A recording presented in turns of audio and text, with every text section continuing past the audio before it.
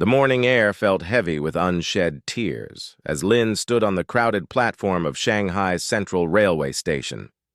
Her daughter, little May, only 5 years old, clung to her mother's silk dress with tiny fists. The child's eyes were red from crying, though she had finally gone quiet. Around them, travelers rushed past with suitcases and bags. But Lin felt frozen in time, as if the whole world had stopped moving just for this terrible moment. 20 feet away, her soon-to-be ex-husband, Zhang Wei, leaned against a concrete pillar. His eyes never left his daughter's face. He looked thin, thinner than Lin remembered him being just months ago. His jacket hung loose on his shoulders, and there were dark circles under his eyes that spoke of too many sleepless nights. But his hands, those remarkable hands that could coax magic from piano keys, those hands were steady as he raised one in a silent goodbye.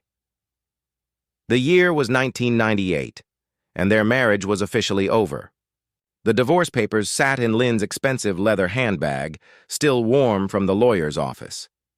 Her family's attorney had made quick work of the custody arrangements. How could a struggling musician compete with the Chen family fortune? Lin's father owned half the commercial real estate in Hong Kong.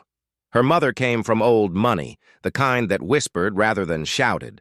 And Zhang Wei? He played piano in smoky basement bars for tips and cheap whiskey. "Mama, where's Baba going?" May's small voice cut through Lin's thoughts.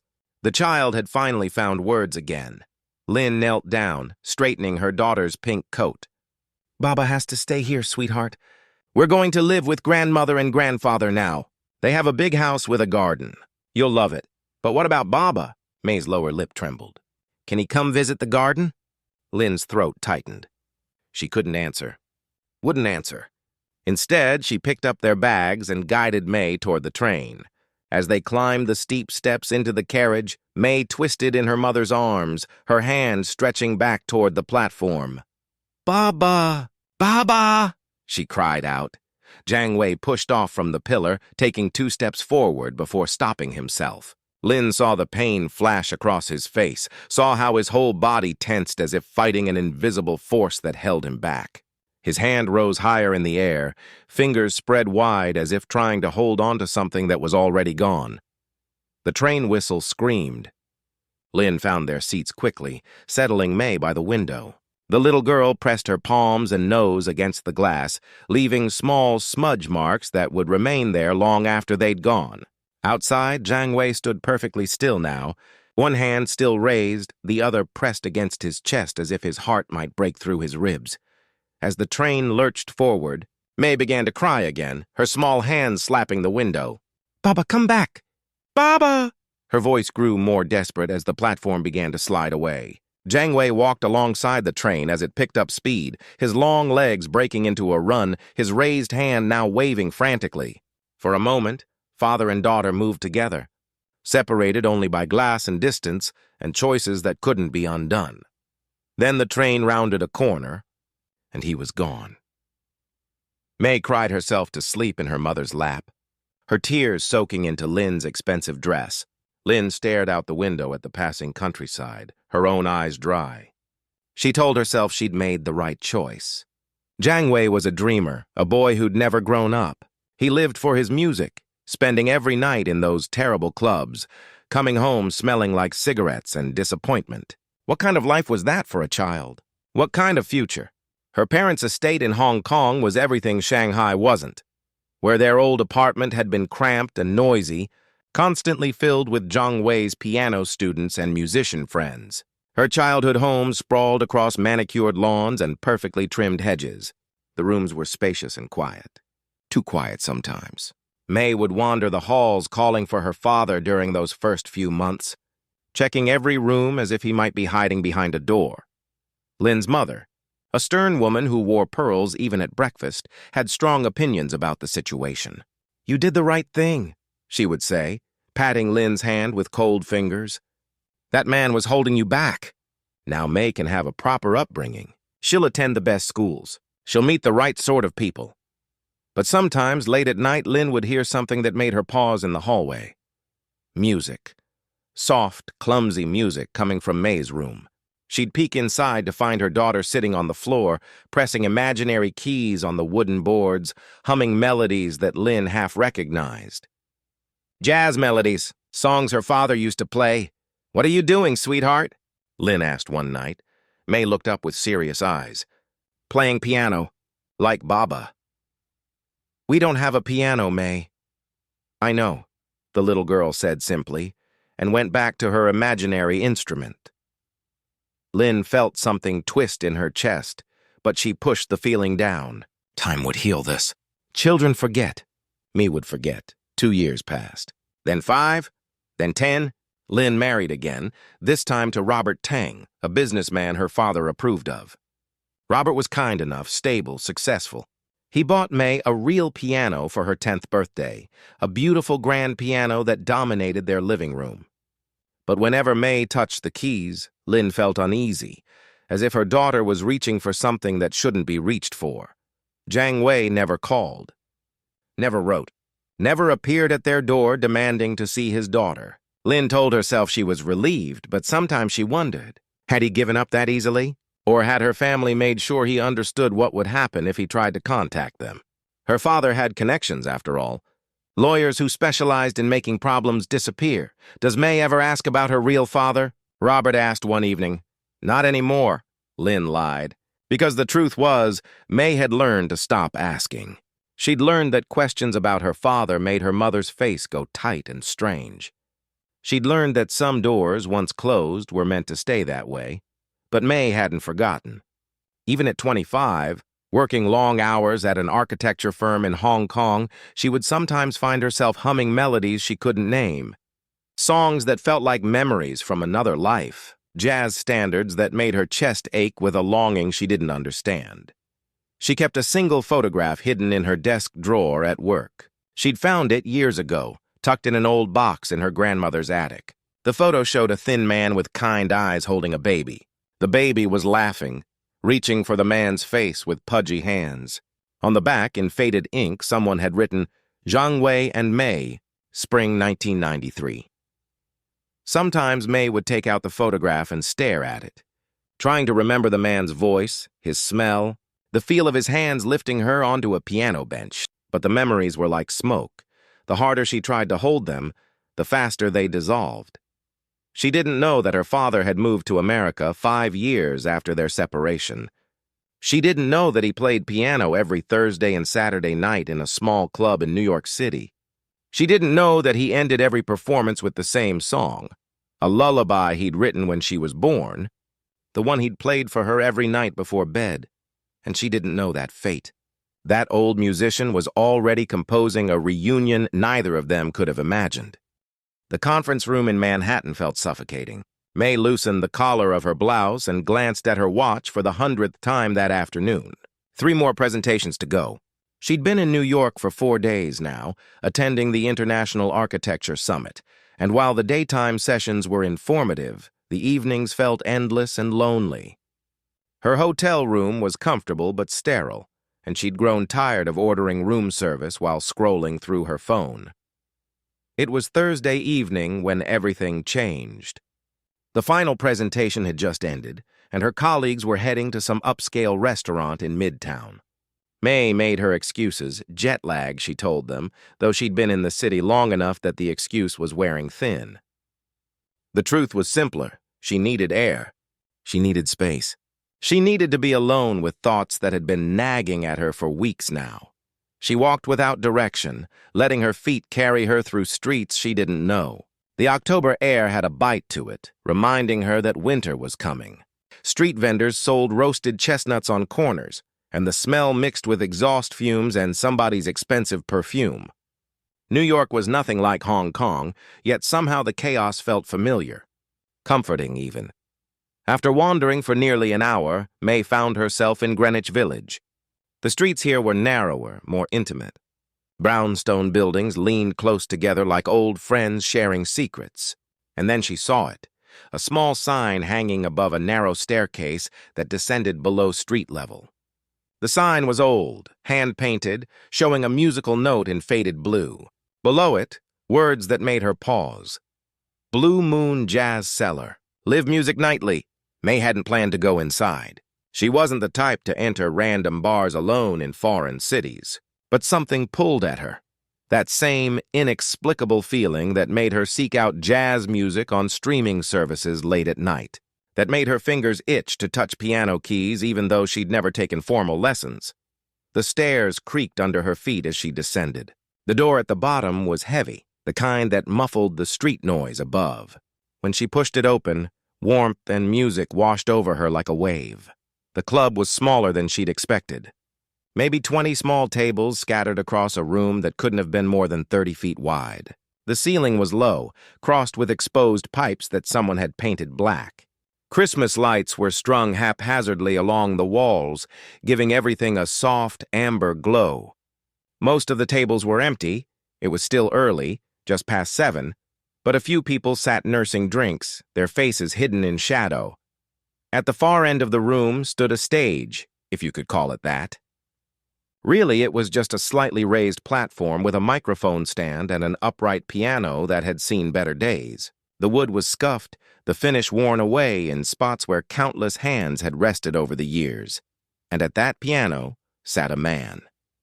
May couldn't see his face clearly from the doorway. The stage lights were dim, casting more shadow than illumination, but she could see his hands. Long fingers moving across the keys with a fluid grace that seemed almost impossible. He was playing something slow and melancholic, a melody that made her chest tighten for reasons she couldn't explain. A woman appeared at May's elbow, the bartender, wearing jeans and a vintage band t-shirt. "You can sit anywhere, honey. Kitchen's closed, but I can get you drinks." May nodded, still watching the pianist. She chose a table in the middle of the room, not too close but not too far back. The chair wobbled slightly when she sat. The table was scarred with decades of water rings and carved initials. Someone named Tommy loved Rita, apparently. "The declaration was dated 1987. What can I get you?" the bartender asked. "Just wine. Red, whatever you have." The bartender returned with a glass of something that was probably cheap but tasted fine. May took a sip and let her eyes adjust to the dimness. On stage, the pianist had finished his song and was shuffling through sheet music. He wore a simple black sweater, sleeves pushed up to his elbows. His hair was gray, she could see that now, and longer than was fashionable. It curled slightly at his collar.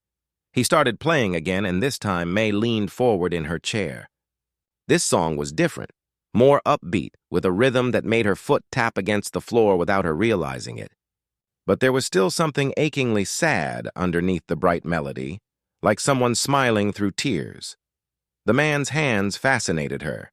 She couldn't stop watching them. The way his left hand stretched across the keys, fingers spanning impossible distances. The way his right hand danced, sometimes gentle, sometimes almost violent in its intensity. There was a slight bend to his left ring finger, she noticed. An old injury, perhaps. And on his right wrist, just visible when his sleeve rode up, a thin white scar. Why did these details feel important? May shook her head, taking another sip of wine. She was being ridiculous. She didn't know this man. She'd never seen him before.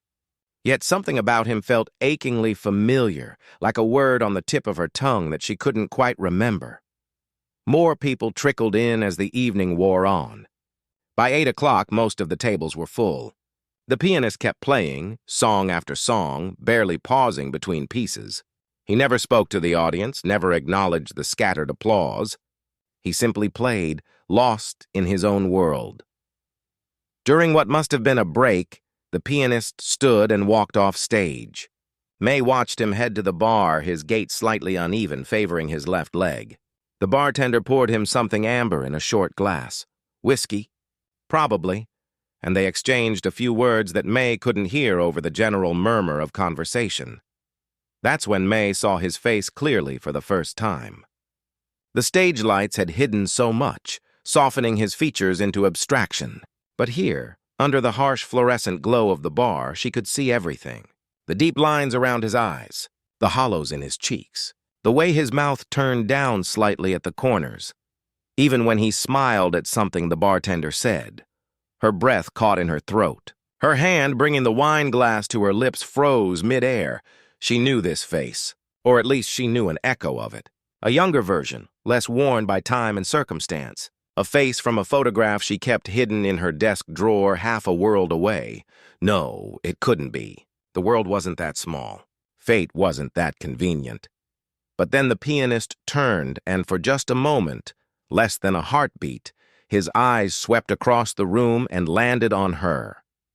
They were dark eyes, deep-set, with a sadness that seemed permanently etched into their depths. In that brief second of connection, May felt something shift in her chest, like a key turning in a lock she hadn't known existed. The pianist looked away, heading back toward the stage. May's hands were shaking now. She set down her wine glass carefully, afraid she might drop it.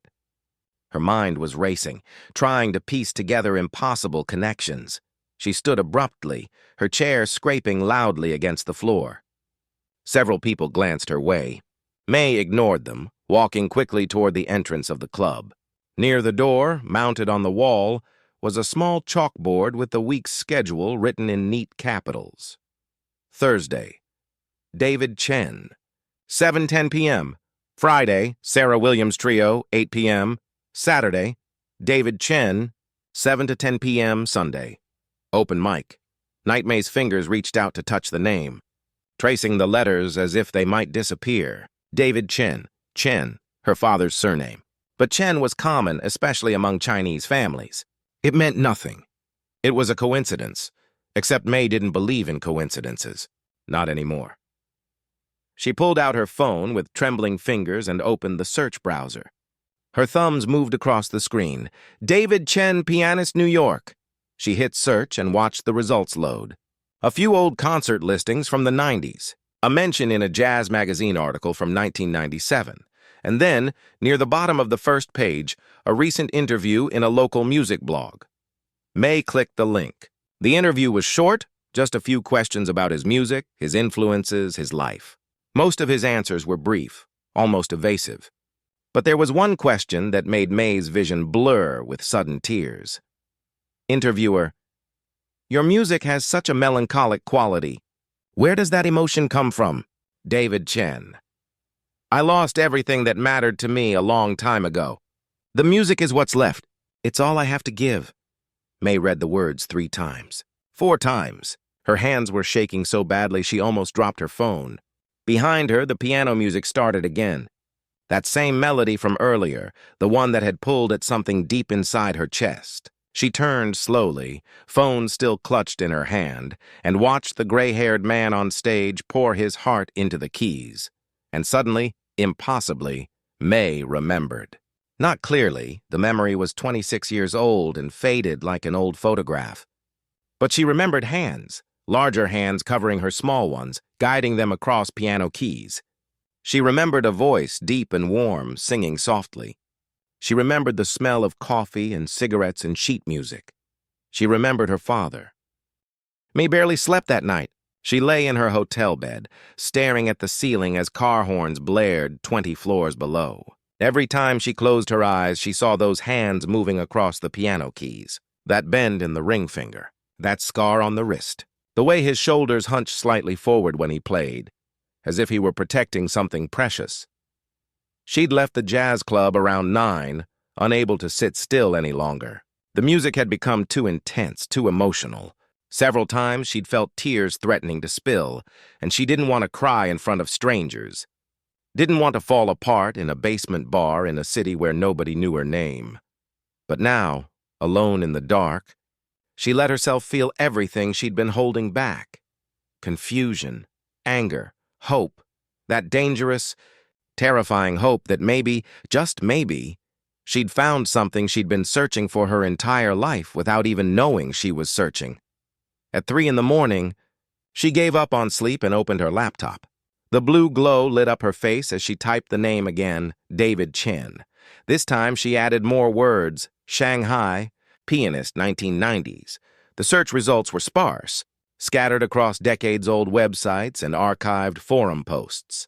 She found a concert listing from 1995, David Chen performing at a small club in Shanghai's French Quarter. She found a brief mention in a music magazine from 1997, part of a roundup of promising jazz musicians in Asia, and she found a single photograph, grainy and poorly scanned, showing a young man at a piano. The image was too blurry to make out features clearly, but the posture was right, that forward hunch. Those long fingers stretched across the keys. May zoomed in on the photo until the pixels dissolved into meaningless squares. She stared at it until her eyes burned, trying to will the image into clarity. Was this him? Was this her father? The man who'd raised his hand in goodbye on a train platform 26 years ago and then disappeared from her life completely. Her mother had always said he'd moved on. Started fresh, forgotten about them. "Your father was a dreamer," Lynn would say whenever young May asked questions. "He loved his music more than he loved us. Some men are like that. They can't be tied down. But what if that wasn't true? What if there was another story? One her mother had never told her." May clicked on another link, the music blog interview she'd found earlier. She read it again, this time looking for clues she might have missed. The interviewer had asked about his background, and David had been vague. "I grew up in China," he'd said. "Came to the States in the early 2000s. Been playing piano since I was 6. The early 2000s. May did the math. She would have been 7 or 8 years old. Living in Hong Kong with her mother and stepfather. Learning to stop asking about the man in the few photographs her grandmother kept hidden in shoeboxes. She found another article. This one from a local New York newspaper dated 2018. Just a tiny piece, barely 3 paragraphs, about longtime residents of Greenwich Village. David Chen was mentioned in passing, a fixture at the Blue Moon Jazz Cellar for over 15 years. 15 years. He'd been in New York all this time, playing in that small basement bar. While she'd been in Hong Kong building buildings and trying to understand why jazz music made her heart ache. At 6 in the morning, May finally fell asleep with her laptop still open on the bed beside her. She dreamed of piano keys and train stations and a hand-waving goodbye. She woke at noon, groggy and disoriented. Her phone showed 3 missed calls from her colleague Karen, probably wondering why she'd missed the morning sessions. May texted back a quick apology. Still jet-lagged, she lied again, and ordered coffee from room service. Saturday. The chalkboard schedule had said David Chen played Saturdays too. That gave her tonight one more chance to see him, to be sure, to figure out what to do with this impossible situation. But what would she do? Walk up to a stranger and ask if he'd once had a daughter in Shanghai? Demand to know if he was the man who'd walked away and never looked back? What if she was wrong? What if this was all just a coincidence, her desperate mind seeing patterns that didn't exist? May spent the afternoon in her hotel room, pacing. She pulled up the photograph from her desk drawer, the one she'd saved to her phone years ago. Jiang Wei and baby May, spring 1993. She studied the young man's face, trying to age it forward 26 years. Add gray hair, add wrinkles, add the weight of whatever had happened in the decades between then and now. Could it be the same person?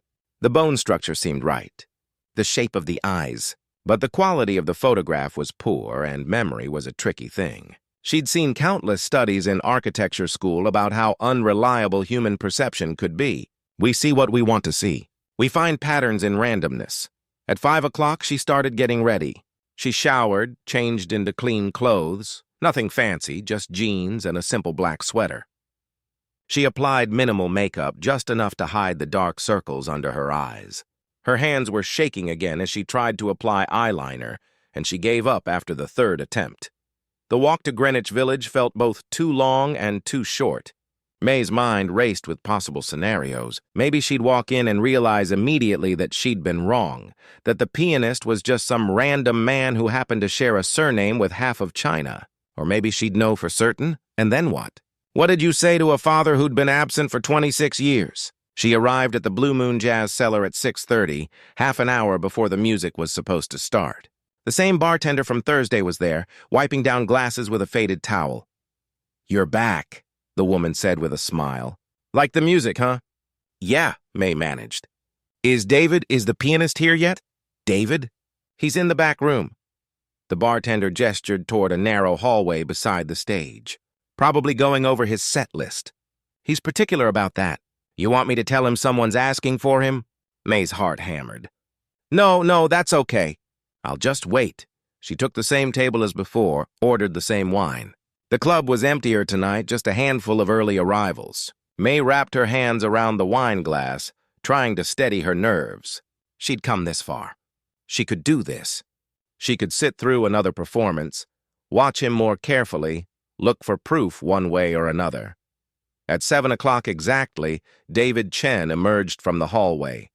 He wore the same black sweater, or maybe a different one that looked identical. His hair was slightly damp, as if he'd just washed it. He walked to the piano without looking at the audience, sat down, and began his pre-performance ritual, adjusting the bench height, shuffling through sheet music, flexing his fingers. Then he started to play. The first song was something upbeat, almost cheerful. But May wasn't fooled by the bright melody. She could hear the sadness underneath, the minor notes that crept in when you weren't expecting them. It was like watching someone smile while their eyes cried. She watched his hands, really watched them this time, memorizing every detail. The way his left thumb crossed over to hit bass notes. The way his right pinky lifted high before coming down on high notes. The scar on his wrist was more visible tonight. It ran about 2 inches up his forearm, thin and white and old. May's own hand went unconsciously to her left knee. Under her jeans was a small scar, barely visible now, but she knew it was there. She'd gotten it when she was 4, falling off a playground slide. Her father had been the one to pick her up, to carry her home, to clean the cut with gentle hands while singing softly to distract her from the pain. Or had he? Was that a real memory or something she'd constructed from photographs and stories and wishful thinking? The pianist moved through song after song. An hour passed. Then 90 minutes. May had stopped drinking her wine. She couldn't focus on anything except the man on stage and the impossible question that hung in the air between them. The world seemed to stop moving.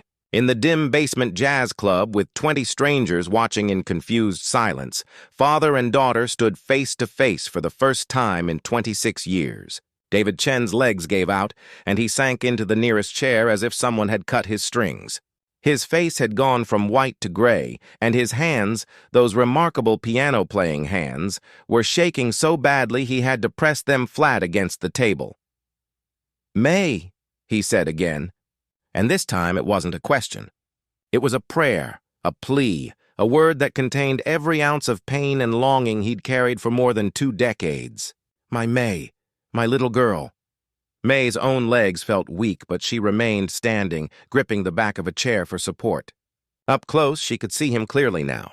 The deep lines carved into his forehead, the silver threading through his hair, the way his shirt collar hung loose, as if he'd lost weight recently and hadn't bothered to buy clothes that fit properly. He looked older than he should have, worn down by time and whatever life had thrown at him, but his eyes, those dark, deep-set eyes, they were the same. They held the same kindness she remembered from fragmented childhood memories, the same sadness that had always seemed to live there, even when he smiled. The bartender materialized beside them, her voice gentle. "You two need privacy? Use the back room. I'll make sure nobody bothers you." Neither May nor David seemed capable of moving, so the bartender took charge. She guided them both down the narrow hallway toward a small room behind the stage. It was barely larger than a closet, just enough space for a ratty couch, a folding table, and stacks of old sheet music piled in corners. A single bare bulb hung from the ceiling, casting harsh shadows. The door clicked shut behind them, muffling the confused murmurs from the main room. In the sudden quiet, May could hear her own heartbeat thundering in her ears. Could hear David's ragged breathing as he lowered himself onto the couch, still looking at her as if she might vanish if he blinked. "I don't understand," he finally managed. "How are you here? How did you find me?" May sat in the folding chair, her legs finally giving out. "I didn't mean to. I'm here for a conference. I just walked into your club by accident 2 nights ago. I saw you playing and I thought—" Her voice broke. "I thought maybe, but I wasn't sure. I didn't know if I was going crazy." David let out a sound that was half laugh, half sob. "A conference. You just walked in. After all these years, you just walked in."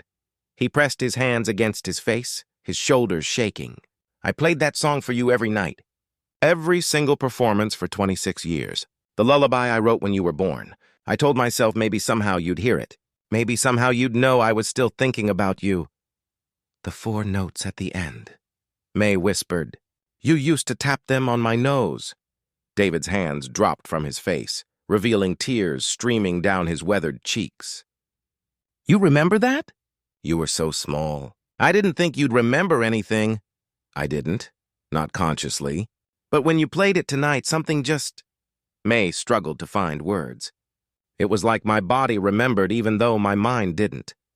And then it all came flooding back. Pieces of it anyway. You playing piano while I sat on your lap. You teaching me to count by tapping on the keys. The way you smelled like coffee and sheet music. David pulled a worn handkerchief from his pocket and wiped his face roughly. "Tell me everything. Tell me about your life. Are you happy? Are you healthy? Did you—" He stopped, seeming to choke on the words. "Did you have a good life? Please tell me you had a good life." So May told him. She talked for what felt like hours, though it might have been only minutes. Time felt strange in that small room, compressed and expanded all at once. She told him about growing up in her grandparents' mansion in Hong Kong, about her stepfather Robert, who was kind but distant, about studying architecture in university because she loved the way buildings could tell stories without words. She told him about the piano her stepfather had bought her, and how her mother's face would tighten with disapproval whenever May played, about teaching herself jazz standards late at night when everyone else was asleep, about the inexplicable pull she'd always felt toward music she'd never formally studied. David listened to every word as if each one was precious. His eyes never left her face. Sometimes he nodded. Sometimes fresh tears would spill over, and he'd wipe them away impatiently, not wanting to miss a single moment. "Your mother," he finally said when May paused for breath. "She told you I left? That I didn't want to be part of your life?" May's jaw tightened. "She said you were a dreamer who couldn't be tied down. That you loved your music more than you loved us." David's face crumpled. He looked away, staring at the stained wall as if he could see through it to the past. "That's not what happened. That's not—" He took a shuddering breath. "Your mother's family had lawyers. Good lawyers. They came to see me about a month after the divorce. Told me that if I tried to contact you, they'd make sure I never worked again. They'd make sure I was arrested for harassment. They had connections with immigration officials, with police. They could make my life disappear. They threatened you." May felt anger rising in her chest, hot and sharp, more than threatened. "They showed me what they could do. Got me fired from 2 different clubs in the same week. Had police show up at my apartment at 3 in the morning, claiming someone reported suspicious activity. I was nobody, May, just a broke musician with no family, no connections. Your mother's family was one of the richest in Hong Kong. What chance did I have?" He turned back to face her, his expression raw with old pain. "So I left. I saved every yuan I could, sold everything I owned, and bought a ticket to America. I thought maybe here, far enough away, they'd let me go. Let me start over. I tried to find you for years. Sent letters to your grandparents' address, but they always came back unopened. Hired a private investigator once, but he said your mother had changed both your names. You'd disappeared into their world, and they'd made sure I couldn't follow." May felt sick. All those years believing her father hadn't wanted her. All those nights wondering what she'd done wrong, why she hadn't been enough to make him stay. And it had all been a lie. A carefully constructed story to keep them apart. Why didn't you keep trying? The words came out harsher than she intended. "You just gave up?" David flinched as if she'd slapped him. "I never gave up. I never stopped looking. But I also—" His voice dropped to barely a whisper. "I also convinced myself you were better off. Your mother could give you everything I couldn't. Good schools, a stable home, a future that didn't involve watching your father scrape by playing piano in dingy bars. Maybe them keeping me away was cruel, but maybe it was also right. Maybe you did have a better life without me." "That wasn't your choice to make," May said, but some of the anger had drained from her voice.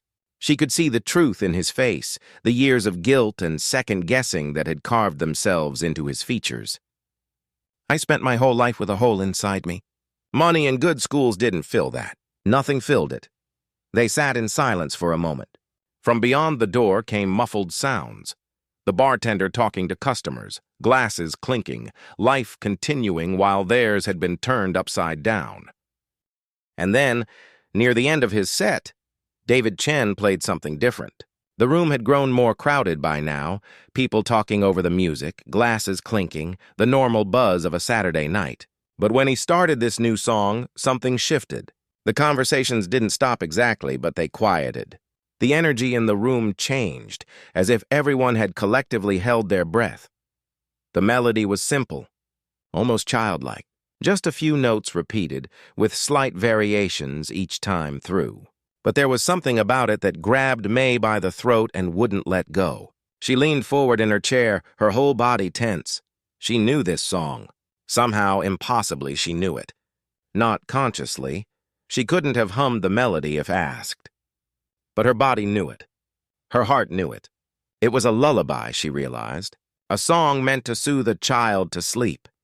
Tears began sliding down May's face before she even realized she was crying. She didn't bother wiping them away. Around her, other people seemed moved, too. A woman at the next table had closed her eyes. A man at the bar had stopped mid-conversation, his drink frozen halfway to his lips. David Chen played the lullaby 3 times through, each repetition slightly different, slightly more elaborate. And then, at the very end, he did something strange. He played 4 additional notes, just 4, quick and light, almost like a signature. Like someone signing their name at the bottom of a letter. And suddenly May was 5 years old again, being tucked into bed in a cramped Shanghai apartment. Her father was sitting on the edge of her mattress, playing an imaginary piano on her nightstand. He was humming, his voice deep and slightly off-key. And at the end of the song, he always did the same thing. 4 quick taps on her nose with his finger. Boop, boop, ba, boop. The memory hit her like a physical force. May stood up so abruptly that her chair tipped backward, clattering loudly against the floor. People turned to stare. The pianist's hands faltered on the keys, just for a moment, and his head lifted. Their eyes met across the crowded room. And in that moment, May knew. Not with logic or evidence or careful investigation. She knew the way you know the taste of water or the warmth of sunlight. This was her father. After 26 years, an ocean crossed. And countless missed chances, fate had brought them to the same basement jazz club in Greenwich Village on a Saturday night in October. David Chen's hands stilled completely on the piano. His face had gone white, his eyes wide with something that looked like recognition, or maybe terror, or maybe both. The folder of sheet music slipped from the piano bench. Papers scattered across the stage floor like fallen snow, but neither of them moved to pick them up. The whole room had gone silent now. Even the bartender had stopped what she was doing. May's mouth opened. She tried to speak, but no words came out. What do you say? How do you bridge a gap of 26 years in a single moment? Finally, David Chen stood. His legs seemed unsteady. He took 1 step down from the stage, then another. He was moving toward her, and May was moving toward him, and the distance between them was shrinking. 20 feet, 15 feet, 10 feet. They stopped an arm's length apart. Close enough to touch, but neither of them reaching out. Not yet, May. His voice was hoarse, barely above a whisper. But he'd said her name. He'd known her name, and that's when May finally found her voice. Baba, she said, I found you. David reached into his back pocket and pulled out a wallet so worn the leather was cracking. With trembling fingers, he opened it and extracted a photograph, carefully protected in a plastic sleeve. He handed it to May without a word. She knew the photograph. She'd seen it before, or rather she'd seen the other side of it. This was taken at the train station, the day they'd been separated.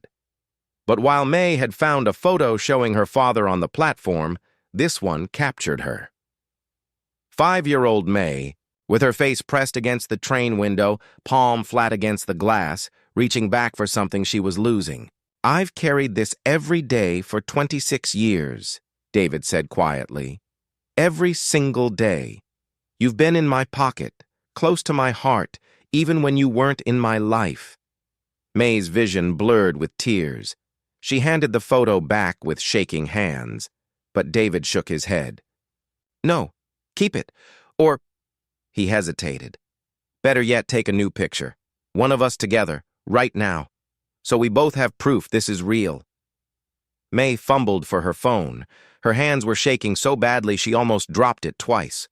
David moved to sit beside her on the couch, and when their shoulders touched, they both tensed, then slowly relaxed into the contact. It felt strange and familiar all at once, like coming home to a house you'd left as a child. May held the phone out at arm's length. In the screen, she could see both their faces, hers young and tear-stained, his aged and weathered, but with the same eyes, the same shape of the jaw, the same way their mouths curved, father and daughter. Finally together after all these years.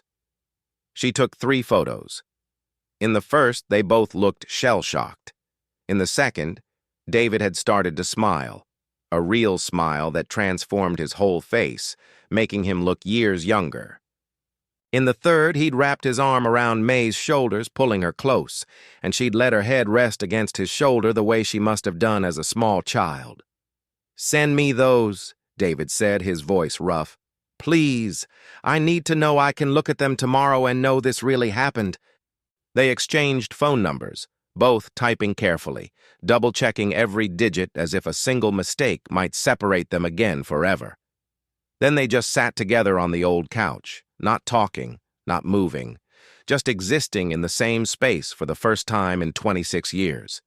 Eventually, there was a gentle knock on the door. The bartender poked her head in. "Sorry to interrupt, but folks are getting restless. They're wondering if the music's done for the night." David looked at May with an expression she couldn't quite read. "I should finish my set. But can you stay? We have so much more to talk about." "I'm not going anywhere," May promised. She followed him back into the main room. People turned to stare. Word had clearly spread that something dramatic had happened. David climbed back onto the small stage, and May returned to her table. But this time, when he started to play, everything was different. The music that poured from the piano now wasn't sad anymore. It was still complex, still emotional, but there was joy in it now, too. Hope. The notes seemed to dance rather than weep. Several people in the audience glanced at each other, confused by the change but drawn in by it. David played for another hour, and May watched every minute. When he finished his set, the applause was louder than before. He stood and bowed slightly, something she suspected he didn't usually do. Then his eyes found hers across the room, and he smiled. That same transformative smile from the photograph. They stayed in the club until well past midnight, long after the last customer had left. The bartender, whose name turned out to be Rita, the same Rita that Tommy had loved back in 1987, made them coffee and tactfully busied herself with cleaning while they talked. May learned that her father lived in a tiny apartment 3 blocks away, that he taught piano lessons to neighborhood kids 3 afternoons a week, that he'd never remarried, never had other children. "How could I?" he said simply. "You were my daughter. You are my daughter. That doesn't change just because we were apart." David learned that May was 31 now, unmarried, devoted to her career, that she'd always felt something was missing but never knew what, that she'd kept that single photograph hidden in her desk drawer like a secret she was afraid to examine too closely. "What happens now?" May finally asked as the clock crept toward 2 in the morning. "I have to go back to Hong Kong in 3 days. My life is there." David's face fell, but he tried to hide it. "Of course. You have your life. I understand. But maybe we could talk sometimes? Video calls? And maybe you could visit again?" "Or," May said slowly, an idea forming, "maybe I don't go back, not permanently. My firm has been wanting to open a New York office. I could volunteer to head it up. It would take a few months to arrange, but—" David's eyes widened. "You'd do that? You'd move here?" "We've lost 26 years, May said firmly. "I don't want to lose any more. We have time to make up, stories to share. I want to learn that lullaby you wrote. I want to know everything about you. And I want you to know everything about me. The real me, not just what I can fit into a few hours of conversation." David stood abruptly and pulled May into a fierce hug. She could feel him trembling, could feel tears soaking into her shoulder. She hugged him back just as tightly, this man who was a stranger and her father all at once. "I have to call my mother," May said when they finally pulled apart. "I need to hear her explain. I need to understand why." David's expression darkened slightly. "What she did was wrong. But she's still your mother. She raised you. Whatever you decide to do about that, I'll support you." When May finally left the Vibe Club at 3 in the morning, dawn was just a few hours away. She walked back to her hotel through empty streets, her phone clutched in her hand. She pulled up the photos they'd taken, father and daughter together again after 26 years apart. She thought about calling her mother right then, demanding answers. But it was afternoon in Hong Kong, and her mother would be at her weekly mahjong game. The conversation they needed to have deserved privacy, deserved time. It could wait a few more hours. What couldn't wait was sending the photos to David, along with a message. "Thank you for never giving up. Thank you for carrying me with you. Thank you for playing that lullaby every night. Somehow I heard it. Somehow it brought me home." His reply came instantly, as if he'd been waiting by his phone. "You were always in my heart, little one. Always. I love you. I never stopped loving you." 3 months later, May stood in her new apartment in Brooklyn, unpacking boxes with her father's help. Outside, snow was starting to fall, her first New York winter. Inside, they were warm. David had already claimed a corner for his electric keyboard, insisting that every home needed music. She'd had the difficult conversation with her mother. There had been tears, accusations, and painful truths laid bare. Lynn had tried to justify her choices, claiming she'd done what she thought was best. The relationship was strained now, perhaps irreparably, but May had decided she could live with that. She'd spent too many years living with lies. As David struggled to fit the keyboard into its designated corner, May pulled out her phone and recorded him, not posing, not performing, just being. Just existing in her space, in her life, where he belonged. "What are you doing?" he asked, noticing the camera. "Making memories," May said simply. "We have 26 years of them to catch up on. I'm not wasting another moment." David smiled, that transformative smile that made him look young again. "Then let me teach you something. That lullaby you loved, it's time you learned to play it yourself." And in a small Brooklyn apartment on a snowy December afternoon, a father taught his daughter the song he'd written the day she was born. The notes were simple but perfect. The melody was sweet but tinged with sadness for all the years they'd lost. But there was joy, too, in the playing and the learning and the time they now had stretching before them. Outside, the city rushed by. Inside, time slowed down. And for the first time in 26 years, both father and daughter felt complete. The music played on,